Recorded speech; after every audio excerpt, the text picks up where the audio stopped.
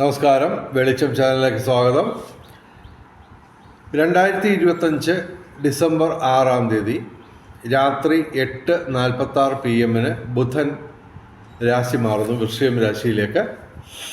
അപ്പോൾ ഏകദേശം 6 രാശിക്കാർക്കാണ് നേട്ടം വരേണ്ടത്. അപ്പോൾ അതിൽ തന്നെ ഞങ്ങളൊരു സെലക്ഷനൊക്കെ നടത്തി. ഏറ്റവും കൂടുതൽ നേട്ടം ഉണ്ടാവുന്ന രാശിക്കാർ 4 പേരെയാണ് സെലക്ട് ചെയ്തേക്കുന്നത്. അപ്പോൾ ഏറ്റവും കൂടുതൽ ഗുണമുള്ള രാശിക്കാരുടെ കാര്യം അവസാനം പറയാം. 2ാം സ്ഥാനം നൽകുന്നവരെ മൂന്നാമത് പറയാം. അപ്പോൾ അങ്ങനെ 4 രാശിക്കാരുടെ കാര്യം പറയാം. കാരണം ഈ ബുധൻ മാത്രം അനുകൂലമായിട്ട് കാര്യമില്ല, മറ്റ് ഗ്രഹങ്ങളുടെയൊക്കെ സപ്പോർട്ട് ഉണ്ടെങ്കിൽ ബുധൻ്റെയും ഒക്കെ അതിൻ്റെ അനുഗ്രഹം അതിൻ്റെ പരമാവധി നമുക്ക് കിട്ടുകയുള്ളൂ. അപ്പോൾ അങ്ങനെയുള്ള 4 രാശിക്കാരെ നമ്മൾ തിരഞ്ഞെടുത്തിരിക്കുകയാണ്. അത് ഓരോന്നോരോന്നായിട്ട് പറയാം. അതിനു മുമ്പ് ഈ ജ്യോതിഷം പറയുന്നതിന് ദക്ഷിണ കൊടുക്കുന്ന ആചാരമുണ്ട്. പണമായിട്ട് ഞങ്ങൾ ചോദിക്കുന്നില്ല, പകരം ദയവായി ഞങ്ങളുടെ ചാനൽ സബ്സ്ക്രൈബ് ചെയ്യുക. ഓക്കെ. അതുപോലെ തന്നെ ഈ നിങ്ങൾക്കുള്ള ജ്യോതിഷപരമായ സംശയങ്ങൾക്ക് ഞാൻ വാട്സാപ്പിൽ മറുപടി പറയുന്നതാണ്. ദയവായി ഫോൺ വിളിക്കരുത്, പകരം മെസ്സേജ് അയയ്ക്കുക. എൻ്റെ വാട്സാപ്പ് നമ്പർ 9847291363. ഞങ്ങൾ 4ാം സ്ഥാനം നൽകുന്ന രാശിക്കാരെ കാര്യം പറയുന്നതിന് മുമ്പായിട്ട് ഈ ബുധൻ കൊണ്ട് എന്തൊക്കെ നേട്ടങ്ങൾ എന്നുള്ളത് ഏകദേശം നിങ്ങൾക്കറിയാം, എങ്കിലും ഞാൻ ആവർത്തിക്കുകയാണ്. അതായത് ബൗദ്ധിക മേഖലയിൽ നേട്ടമുണ്ടാവും, കലാസാഹിത്യ രംഗത്ത് നേട്ടമുണ്ടാവും, അതുപോലെ തന്നെ കമ്മ്യൂണിക്കേഷൻ, അതായത് ഈ സംസാര കലയുമായിട്ട് ബന്ധപ്പെട്ട് നിൽക്കുന്ന തൊഴിലുകളിൽ ഏർപ്പെട്ടിരിക്കുന്നവർക്ക് നേട്ടമുണ്ടാവും എന്ന് പറയുമ്പോൾ അഡ്വക്കേറ്റുമാർ, അധ്യാപകർ, പിന്നെ കലാകാരന്മാർ, രാഷ്ട്രീയക്കാർ, പിന്നെ തീർച്ചയായിട്ടും ബിസിനസ്സുകാർ, അതുപോലെ സെയിൽസ് ഗേൾസ്, സെയിൽസ്മെൻ, ബിസിനസ് എക്സിക്യൂട്ടീവ്സ്, അങ്ങനെ സംസാര കലയുമായിട്ട് ബന്ധപ്പെട്ട് നിൽക്കുന്നവർക്കൊക്കെ നേട്ടമുണ്ടാവും. അതുപോലെ തന്നെ വിദ്യാഭ്യാസമായിട്ട് ബന്ധപ്പെട്ട എന്ന് പറഞ്ഞാൽ കമ്പ്യൂട്ടർ മുതൽ പേന വരെയുള്ള ഈ വിദ്യാഭ്യാസമായിട്ട് ബന്ധപ്പെട്ട ഉപകരണങ്ങളൊക്കെ, പിന്നെ തീർച്ചയായിട്ടും പുസ്തക കച്ചവടക്കാർ, അങ്ങനെയൊക്കെയുള്ള അതുമായിട്ടൊക്കെ ബന്ധപ്പെട്ട് ഉള്ള വ്യാപാരം നടത്തുന്നവരും അതുമായിട്ട് ബന്ധപ്പെട്ട് നിൽക്കുന്നവർക്കൊക്കെ നേട്ടമുണ്ടാവും.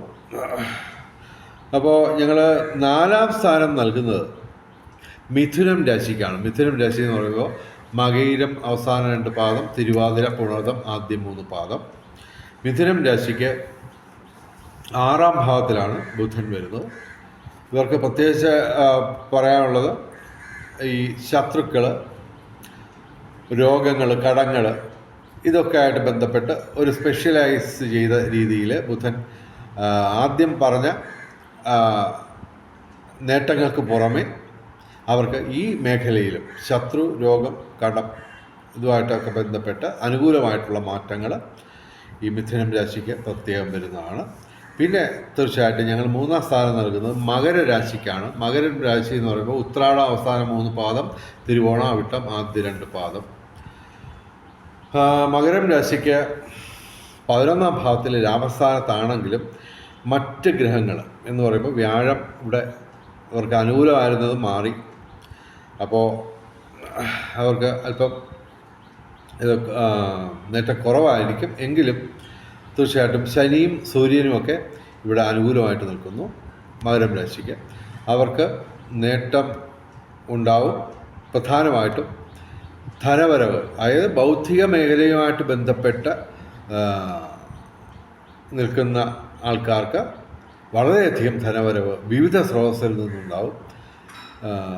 അപ്പോൾ ഇവർക്ക് 11ാം ഭാവത്തിലാണെങ്കിലും ഇനി പറയാൻ പോകുന്ന 2 രാശിക്കാരക്കാർ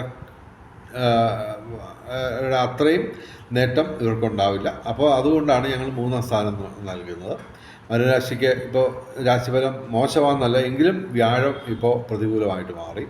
അതുകൊണ്ടാണ് അവർക്ക് 3ാം സ്ഥാനം നൽകിയത്. ഇനി 2ാം സ്ഥാനം നൽകുന്നത് കുംഭൻ രാശിക്കാണ്. കുംഭൻ രാശി എന്ന് പറയുമ്പോൾ അവിട്ടം അവസാന 2 പാദം, ചതയം പൂരിട്ടാതി ആദ്യ 3 പാദം. കുംഭൻ രാശിക്ക് ബുധനെ കൂടാതെ സൂര്യൻ, വ്യാഴം, ചൊവ്വ.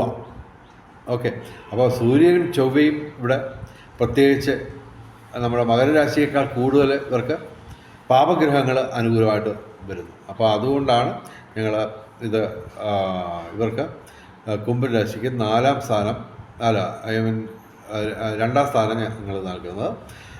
ഇവർക്ക് കുംഭൻ രാശിക്ക് 10ാം ഭാവത്തിലാണ് ബുധൻ വരുന്നത്. അപ്പോൾ കർമ്മരംഗത്ത് പ്രത്യേകിച്ച് ഇവർക്ക് നേട്ടങ്ങളുണ്ടാവും. തൊഴിൽപരമായിട്ട് ഒരുപാട് തരം നേട്ടങ്ങളുണ്ടാവും. പിന്നെ 1ാം സ്ഥാനം നൽകുന്നത്, അതായത് നിരത്തിപ്പിടിച്ച് ഗ്രഹങ്ങൾ അനുകൂലമായിട്ട് നിൽക്കുന്ന ഒരു രാശിയുണ്ട്.